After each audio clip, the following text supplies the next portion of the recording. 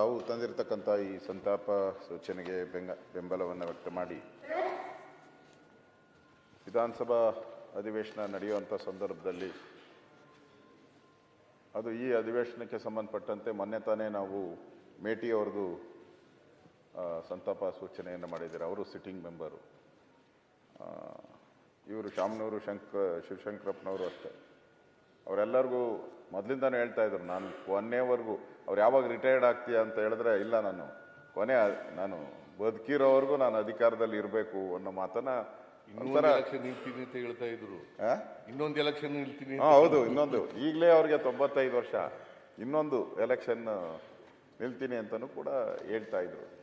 ಅಂದ್ರೆ ಆ ಥರದ ಗಟ್ಟಿ ಮನುಷ್ಯ, ಭಾಳ ಗಟ್ಟಿ. ಅದನ್ನು ಅವರ ಇಡೀ ಜೀವನ ನಾವು ಒಂದು ಸರಿ ಮೆಲುಕು ಹಾಕ್ಕೊಂಡ್ರೆ, ಅವರು ಪ್ರಾರಂಭದಿಂದನೂ ಕೂಡ 1931 ಅವರ ಹುಟ್ಟಿದಂಥದ್ದು. ಅದಾದಮೇಲೆ ಅವರು ಶಿಕ್ಷಣ ಸಂಸ್ಥೆಗಳನ್ನು ಪ್ರಾರಂಭ ಮಾಡೋಕ್ಕೆ ಮೊದಲು 1972ರಲ್ಲಿ ಬಾಪೂಜಿ ವಿದ್ಯಾಸಂಸ್ಥೆಯ ಗೌರವ ಕಾರ್ಯದರ್ಶಿಯಾಗಿ ಪ್ರಾರಂಭ ಮಾಡಿದ್ರು. ಮುಖ್ಯಮಂತ್ರಿಗಳು ಹೇಳಿದ ರೀತಿ ಇವತ್ತು ದಾವಣಗೆರೆ ಅಂತ ಹೇಳಿದ್ರೆ ದೊಡ್ಡ ಒಂದು, ಎಲ್ಲಿ ನೀವು ಆ ಹೈವೇನಲ್ಲಿ ಹೋಗ್ತಾ ಇದ್ರೆ ಎಡಗಡೆ ಬಲಗಡೆ ಎರಡೂ ಕೂಡ ವಿದ್ಯಾಸಂಸ್ಥೆಗಳೇ. ಆಸ್ಪತ್ರೆ ಇರ್ಬೋದು, ನಾನು ದಾರಿಯಲ್ಲಿ ಕ್ಯಾನ್ಸರ್ ಆಸ್ಪತ್ರೆನೂ ನಿರ್ಮಾಣ ಮಾಡಿದ್ದಾರೆ. ವಿಶ್ವರಾಧ್ಯ ಕ್ಯಾನ್ಸರ್ ಆಸ್ಪತ್ರೆಯನ್ನು ಪ್ರಾರಂಭ ಮಾಡಿದ್ದಾರೆ. ಅಂದರೆ ಇಡೀ ದಾವಣಗೆರೆಗೆ ಒಂದು ಕಳೆ ಕಟ್ಟೋ ರೀತಿ ವಿದ್ಯೆಗೆ ಒಂದು ಪ್ರಾಮುಖ್ಯತೆಯನ್ನು ಕೊಟ್ಟು ಈ ಸಂಸ್ಥೆಯನ್ನು ಬೆಳೆಸಿದ್ದಾರೆ. ನಗರಸಭಾ ಸದಸ್ಯರಾಗಿ, ಅಧ್ಯಕ್ಷರಾಗಿ, ಶಾಸಕರಾಗಿ, ಮಂತ್ರಿಯಾಗಿ, ಅದು ಸಿದ್ದರಾಮಯ್ಯನವ್ರ ನೇತೃತ್ವ ಸರ್ಕಾರದಲ್ಲಿ ತೋಟಗಾರಿಕೆ APMC ಸಚಿವರಾಗಿಯೂ ಕೂಡ ಕೆಲಸ ಮಾಡಿದ್ದಾರೆ. ಸೊ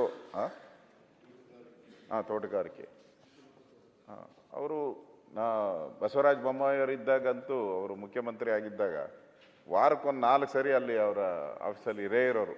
ನಾನು ನೋಡೇನಲ್ಲ, ಬಂದಾಗ ಹೋಗಿ ಅಲ್ಲಿ ಕೂತಿರೋರು. ನಾನು ಬೊಮ್ಮಾಯಿಯವರ ಹತ್ರ ಹೋಗ್ತಾ ಇದ್ದೆ, ಅವರು ಗ್ಯಾರಂಟಿ ಅಲ್ಲಿ ಇರೋರು.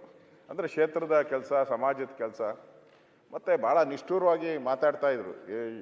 ಅವರು ವೀರಶೈವ ಮಹಾಸಭಾದ ಏನಾದರೂ ಪ್ರಶ್ನೆಗಳು ಬಂದಾಗ ಧೈರ್ಯವಾಗಿ ಹೇಳ್ತಾಯಿದ್ರು, ಧೈರ್ಯವಾಗಿ ಅರಸ್ಕೊತಾ ಇದ್ರು. ಇವ್ರು ಹೇಳಿ ಸ್ಟೇಟ್ಮೆಂಟ್ಗೆ ಯಾರು ವಿರುದ್ಧ ಹೇಳೋಕ್ಕಾಗಲ್ಲ.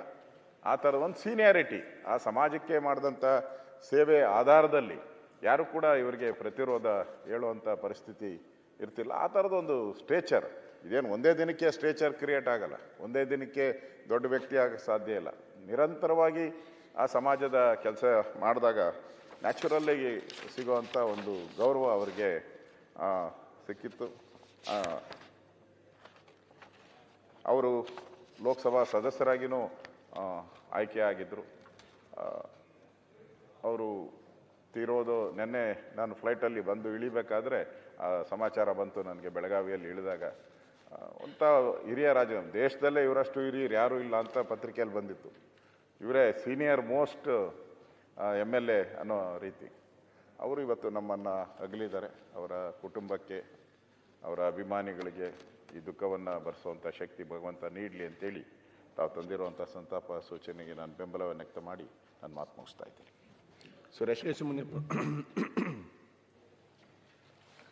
ಮಾನ್ಯ ಸಭಾಧ್ಯಕ್ಷರೇ, ಮಾನ್ಯ ಮುಖ್ಯಮಂತ್ರಿಗಳು ತಂದಿರುವಂಥ